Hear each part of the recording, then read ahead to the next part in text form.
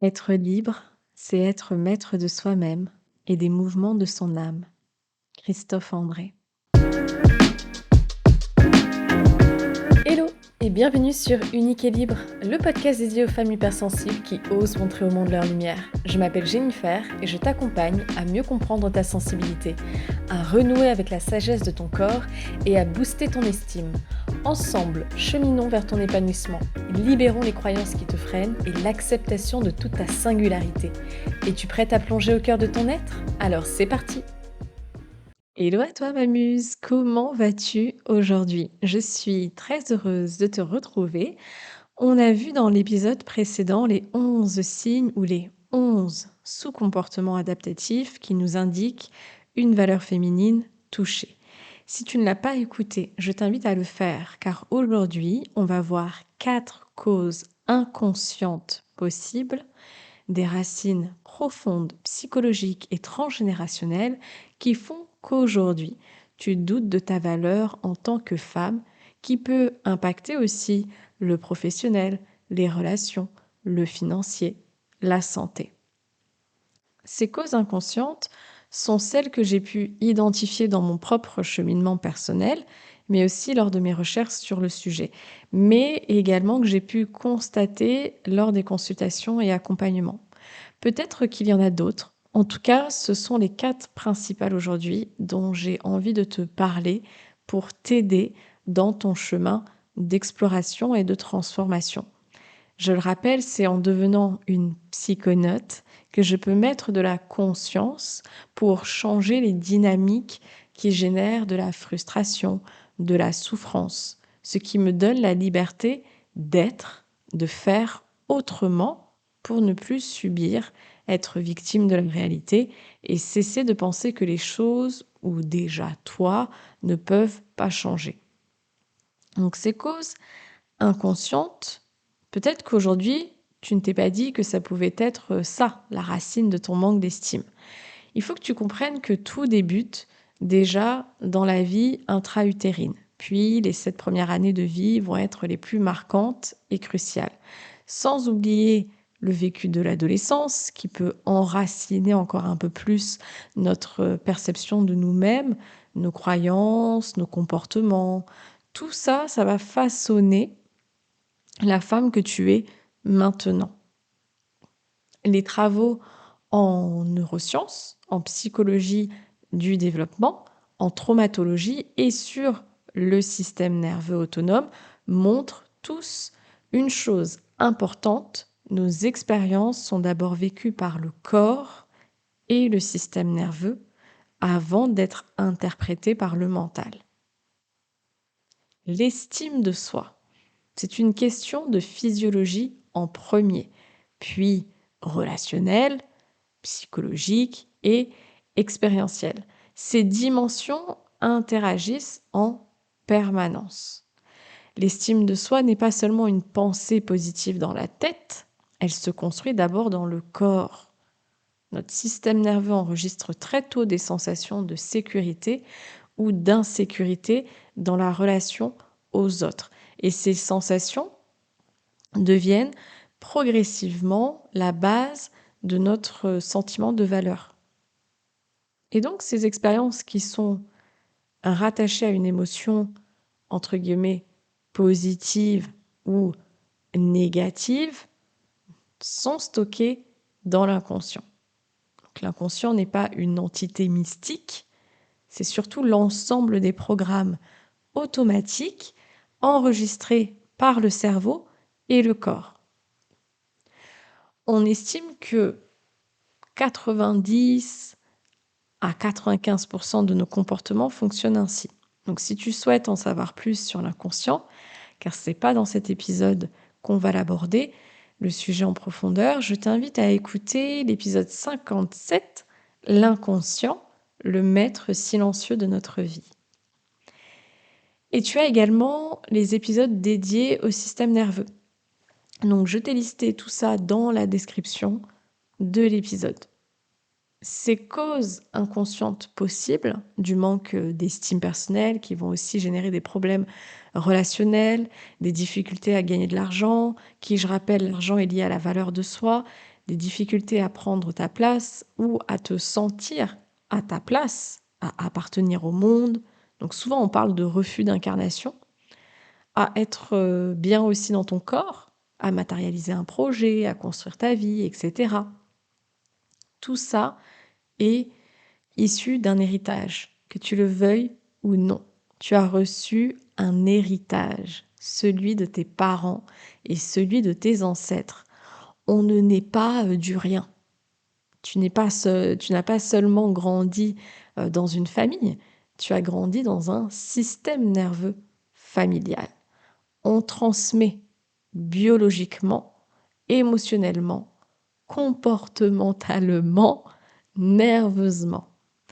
C'est pour ça que tu peux aujourd'hui douter de ta valeur, choisir des relations qui te dévalorisent, fuir l'intimité ou t'y accrocher trop, te suradapter, avoir peur d'échouer, travailler 10 fois plus pour prouver quelque chose, t'excuser d'exister sans comprendre d'où ça vient.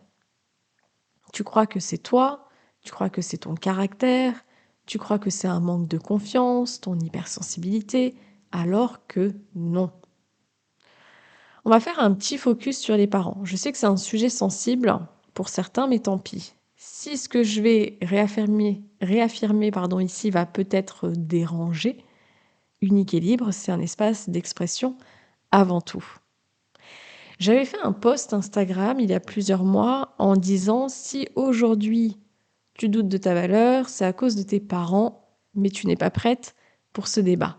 Et dire qu'ils ont fait de leur mieux, c'est une fausse excuse. Oui, c'est mon côté sassy, insolente. Mais la vérité est là. Tu ne t'es pas réveillé un jour en décidant de te dévaloriser, de manquer de confiance en toi, de galérer et de vivre des situations, relations pourries. On t'a formaté à ça. Je crois qu'avant de devenir parent, on devrait faire un programme obligatoire de thérapie pour éviter les dégâts. On le fait bien pour les personnes qui veulent adopter un enfant. Alors je sais, c'est utopique. Je sais, le risque zéro n'existe pas. Mais ça réglerait ou diminuerait beaucoup de choses dans le monde. Parce que revenons 2 minutes sur la fameuse phrase « ils ont fait de leur mieux ». Et on va être honnête, cette phrase « ils ont fait de leur mieux » que moi-même j'ai déjà exprimée, on l'utilise surtout pour ne pas toucher la douleur, ne pas voir la racine, ne pas remettre en question ce qui a réellement construit ton estime. Ce n'est pas de la maturité, c'est une protection nerveuse. Et puis, parce que c'est solidement ancré dans la société, l'inconscient collectif, je dirais même culturel, que qu'importe ce que nos parents sont, font, etc., on n'a pas le droit de les remettre en question. Tu sais, les fameuses phrases, c'est ton père, c'est ta mère quand même. On continue à les placer comme des dieux vivants. Non, je suis désolée. C'est peut-être parce que j'ai déconstruit ça et que parce qu'aujourd'hui je les vois comme mes parents, certes, mais aussi des humains, au même niveau d'égalité que moi. Mais c'est justement en acceptant ça qu'on peut déjà retrouver une certaine forme de liberté identitaire et retrouver de l'estime personnelle. Ça ne veut pas dire que les relations avec tes parents ne peuvent pas être saines, chaleureuses et épanouissantes. Mais il faut arrêter de se placer comme une petite fille si tu veux être une femme adulte. Et tant que tu dis « ça va, j'ai pas vécu pire, je dois arrêter de me plaindre, ce n'est pas si grave, je ne suis pas morte, j'ai pris des coups, ça m'a pas tuée, j'ai manqué de rien matériellement. J'étais une enfant pas facile, Ma mère, mon père ont reçu la même éducation. » C'est aussi ça la famille. Ils se sont sacrifiés. Tu n'as pas besoin de détester qui que ce soit, tu n'as pas besoin de victimiser ou d'accuser ou de pardonner. Tu as juste besoin de dire « voilà les faits, voilà la racine. Et maintenant, je reprends ma place. » Ça, c'est être adulte. Ça, c'est pacifier. Ça, c'est couper le cordon. Ça, c'est sortir des relations, des situations où on cherche à être reconnu, vu, choisi. Ça, c'est reconstruire une estime saine. Et ça, c'est reprendre son destin en main. Certes, ils ont fait de leur mieux, avec le niveau de conscience qu'ils avaient. Mais remettons aussi les rôles à leur place. Ce n'était pas à toi de payer leur propre héritage de souffrance, de violence et de manque. C'était à ton parent de faire le boulot, de ne pas répéter ce que lui-même a reçu ou manqué. C'était à ton parent de se responsabiliser dans sa gestion émotionnelle et ses névroses. On ne cherche pas à se placer en victime, hein, à développer la haine envers ses parents ni à être cette petite fille encore blessée. Non. On veut comprendre la racine qui fait qu'aujourd'hui tu manques d'estime personnelle.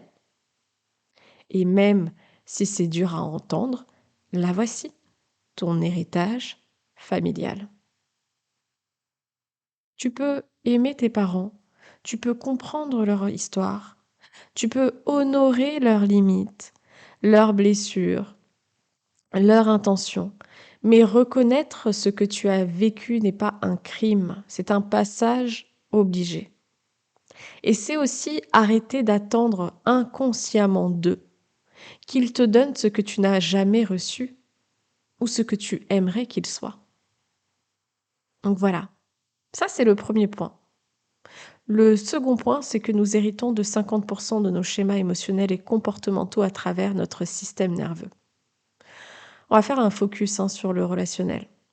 Nos réactions face aux liens, à l'amour, au conflit, à l'abandon, à la sécurité, etc., sont conditionnées bien avant que nous en ayons conscience.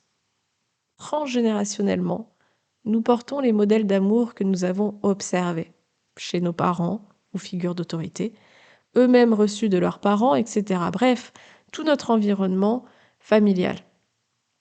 Nos relations ne commencent pas avec nous. Ce qui était normal chez eux devient souvent normal pour nous, même si cela nous fait souffrir. On reste fidèle au clan, inconsciemment. Alors si on ne met pas de conscience sur ces héritages, on les répète, sans le vouloir, sans le voir. Et on les transmet à notre tour. Être parent, ce n'est pas seulement nourrir, loger, offrir des choses matérielles. C'est transmettre un modèle relationnel. Et c'est certainement là l'une des grandes responsabilités. Les enfants apprennent l'amour dans les paroles, les gestes, dans tout ce qu'ils voient et entendent. Et tout cela devient leur référence, profondément ancrée une fois adultes. Mais il est possible de changer, heureusement. Aimer ses enfants, c'est aussi apprendre à briser ce qui nous a été transmis pour mieux s'aimer, aimer et être aimé. Voilà. C'était déjà 2 points importants pour comprendre les causes.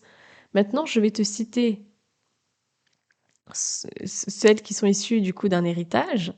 Donc la première cause, c'est l'une des blessures les plus profondes parce qu'elle se crée avant la naissance. Donc en psychologie, on va dire que c'est une cause préverbale. Elle fait référence à la période du développement embryonnaire où le système nerveux encode des sensations, pas des phrases. Donc ce n'est pas se dire par exemple je ne vaux rien. C'est ressenti comme quelque chose dans mon existence n'est pas complètement accueilli. Et donc, cette cause, je la nomme l'enfant non désiré, pas prévu, ou qui arrive au mauvais moment. Et ça crée une perception de danger existentiel. L'un ou les parents vont penser on n'est pas prêt, c'est trop tôt, trop tard. J'aurais préféré avorter, on n'a pas les moyens, c'est pas le bon moment. Je veux un enfant, mais pas maintenant. Même si le ou les parents finissent par aimer l'enfant, le corps de la mère envoie des signaux ambivalents pendant la grossesse. Et ça, le système nerveux du bébé le ressent comme ma présence dérange, je ne suis pas un cadeau, je n'étais pas prévu. Ce qui crée plus tard de l'hyperadaptation, des difficultés à prendre de la place, peur de déranger, besoin d'être utile pour mériter l'amour, dévalorisation chronique, estime fragile, sensation de ne jamais être la priorité, relation où on accepte trop, peu, attrait pour des personnes indisponibles. La deuxième cause possible, qui fait partie de ma propre histoire, c'est l'un de tes parents ou les deux voulaient un garçon, pas une fille. Encore une fois, même s'ils t'aiment. Tu n'as pas été acceptée dans ton identité de femme à la naissance. Et quand tu nais fille, là où l'attente inconsciente était masculine, de la part d'un ou des deux parents, tu grandis avec une blessure identitaire très subtile. Je ne corresponds pas. Je dois prouver ma valeur. Je ne suis pas suffisante. Et un ou tes parents pouvaient avoir plusieurs raisons de vouloir un garçon. Parce que dans l'inconscient collectif et encore dans beaucoup de cultures, de mythes, le masculin est plus valorisé que le féminin. C'est peut-être difficile encore une fois à entendre, mais c'est un fait. Il te suffit d'observer la société, les croyances, ton histoire et ta propre lignée sur la vision de la femme. N'oublions pas les milliers d'années de patriarcat. Ces projections, elles viennent de loin.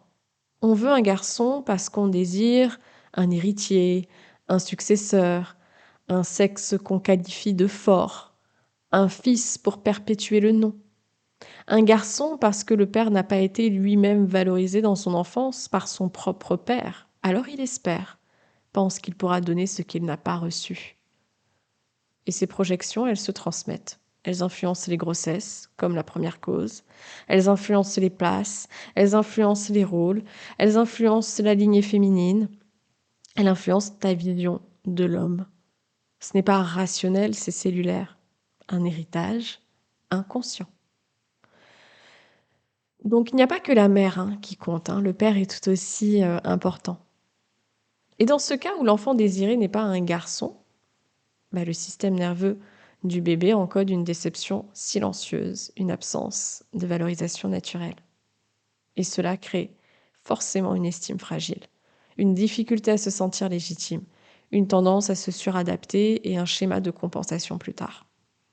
C'est-à-dire que soit on peut être un garçon manqué, ou alors faire que des activités dites entre guillemets masculines, comme par exemple le foot, les arts martiaux, la pêche, etc. Surtout pas de danse ou de loisirs d'expression créative. Attention, je ne suis pas en train de dire qu'il y a des activités pour les garçons et d'autres pour les filles. Non, je préfère préciser, parce qu'aujourd'hui, dès qu'on exprime un point de vue, on est directement mal interprété. On prend de la hauteur. Un enfant peut, et je dirais même doit, pouvoir faire des activités qui vont exprimer son énergie masculine et d'autres son énergie féminine, que ça soit un garçon ou une fille. C'est même hyper sain, mais posez-vous la question. Si en tant que petite fille, on me fait faire que des activités masculines, pourquoi? Pourquoi on ne veut pas la laisser faire aussi, en plus du foot, par exemple du patinage artistique? Et inversement, pour un garçon, si on lui dit tu feras que de la danse classique et interdit le rugby, oui, c'est un exemple extrême, mais pourquoi pas? Bref, pourquoi je ne peux pas? Qu'est-ce que mes parents attendent inconsciemment de moi que je sois? Mais lorsqu'on est une femme et que le désir était un garçon, on peut aussi être une femme qui va toujours être dans la performance, tout le temps le faire, jamais se poser, ou celle qui va obéir aux études que ses parents attendent d'elle, etc. Inconsciemment, on cherche à être reconnu, vu, validé. Sans le savoir, ton corps a ressenti « je ne suis pas celle qu'on attendait ». Pas parce qu'on ne t'aime pas, pas parce que tu n'étais pas désirée, même s'il peut aussi avoir le fait de ne pas l'être, qui rejoint la première cause. Parce que l'inconscient parental avait déjà imaginé quelqu'un d'autre. Et un bébé n'a pas les mots pour comprendre ça. Il a le système nerveux, il a la neuroception, il a le ressenti. Le manque d'estime est une conséquence, mais il y en a d'autres qu'on arrive à voir concrètement. Par exemple, en psychogénéalogie, être née la deuxième après une fille, personnellement, je suis la deuxième après ma grande sœur, et mon père a toujours voulu un garçon, même aujourd'hui. Malheureusement pour lui, il a eu 2 filles après moi. Donc cela exprime autre chose de son côté. Rien n'est anodin. Une famille qui a que des filles, ça veut dire quelque chose. Pareil, il y a que des garçons ou il y a 4 filles, puis le dernier, c'est un garçon. Normalement, on fait des couples, hein. Un garçon, une fille, ou une fille, un garçon. Donc Alejandro Jodorowsky en parle dans son ouvrage La famille, un trésor, un piège. Une pépite vraiment que je t'invite à lire. C'est comme si tu essayais toute ta vie d'être à la hauteur d'une attente qui ne te concernait même pas. Alors à ceux qui sont parents, qui vont ou désirent l'être, attention, faites ce travail intérieur. Pacifiez votre vécu, vos attentes. Ne faites pas de projection. Bénissez ce cadeau de la vie. Honorez, respectez, aimez, que ce soit une fille ou un garçon. Soyez heureux. Bien, j'espère que jusque-là, ça va. Si tu es toujours là.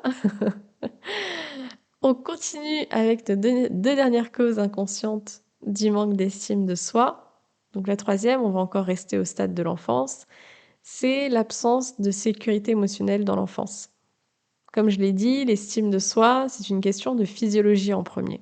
Tant que ton système nerveux n'a pas retrouvé un état de sécurité interne, ton cerveau continuera de te protéger même si tu as conscience des problèmes. Parce que l'absence de sécurité émotionnelle dans l'enfance n'est pas un manque parmi d'autres. C'est la matrice à partir de laquelle l'estime de soi se construit ou se fissure. La sécurité émotionnelle, ce n'est pas avoir eu des parents gentils, ne pas avoir manqué matériellement, avoir été nourri, logé, scolarisé, ne pas avoir subi de violences physiques, verbales évidentes. Un enfant développe une estime stable uniquement s'il vit un regard valorisant, un parent qui voit qui il est sans attente d'être autre, un parent qui régule les émotions de l'enfant avec lui, un parent qui nomme les émotions de l'enfant sans jugement, pareil pour ses ressentis, un parent qui donne de la place à l'identité de l'enfant. Alors oui, hein, il y a du boulot, hein. Et bien souvent, le parent ou l'adulte n'a pas fait ce travail-là, n'a pas appris non plus. Aujourd'hui, ça change. J'ai lu dernièrement que la génération milléniale est celle qui fait le plus partie de ceux qui essayent de régler leur trauma. Je suis dedans, hein, tout en étant après parent, pour justement ne pas répéter ce qu'ils ont reçu. Donc c'est une merveilleuse nouvelle. Donc quand la sécurité émotionnelle manque, même sans maltraitance, alors l'enfant construit « je ne suis pas assez bien ». Mes émotions dérangent. Je dois être forte, sage, parfaite, etc. Je dois deviner ce qu'on attend de moi. Je ne peux pas être moi et être aimée. Et quand cette sécurité est absente, l'enfant ne pense pas « mes parents ont un problème ». Il ressent « moi j'ai un problème ». Et c'est là que naît l'une des blessures d'estime. Ce n'est pas que les parents étaient toxiques, même s'il y en a qui le sont, mais vraiment. Ces parents, c'est qu'ils n'avaient pas eux-mêmes reçu ces compétences. Ils n'ont pas su transmettre ce qu'ils n'ont jamais reçu. Donc ils vont dire des phrases du style « arrête de pleurer, ce n'est rien, t'exagères, sois forte, tu vas t'en remettre, ou on n'a pas le temps ». Et répéter encore et encore, le message inconscient n'est pas verbal, il est neuro-émotionnel. Ce que je ressens n'est pas recevable. Je dois me gérer seule. Mon émotion met le lien en danger. Un enfant dépend entièrement de ses figures d'attachement pour survivre. Quand son émotion, son ressenti, ne sont pas accueillis, son système nerveux enregistre danger relationnel. Et comme elle ne peut pas partir toute seule, cette émotion, ces ressentis-là, elle s'adapte.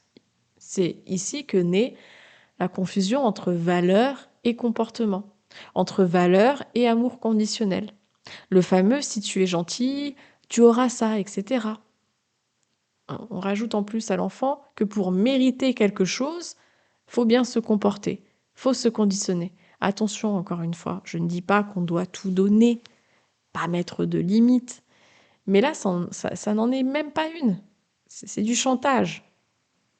Mais ce n'est pas le débat. Et donc, qu'est-ce qui se passe concrètement plus tard chez la femme adulte? Ça donne un besoin constant de validation.